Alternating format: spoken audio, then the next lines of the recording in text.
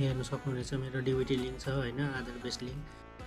Guys है आज म तपाईहरुलाई हैन अन्नपूर्ण भण्डारको लागि जुन डिबिटी लिङ्क भनेर एउटा आएको छ हैन, तपाईको ब्याङ्क एकाउन्टमा डिबिटी लिङ्क छ छैन कसरी चेक गर्न सक्नुहुन्छ मोबाइल स्क्रिनबाट तपाईको स्मार्टफोनबाट हैन। म त्यो तपाईहरुलाई देखाउन फर्स्ट अफ अल तपाईहरु क्रोम ब्राउजरमा ओपन गर्नुहोस्। क्रोम ब्राउजर ओपन गरिसकेपछि तपाईहरुले myadharuday.government.in मा क्लिक गर्नुहोस्।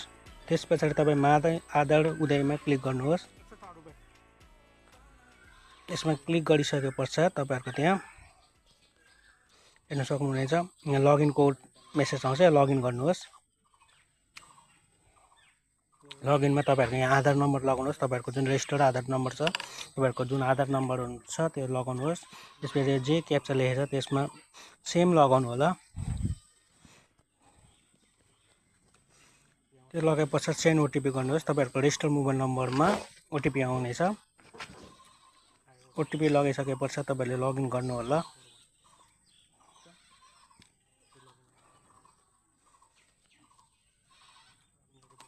लगइन गरेपछि यहाँ तपाईहरु बैंक सेन्डिङ स्ट्याटसमा क्लिक गर्नु होला।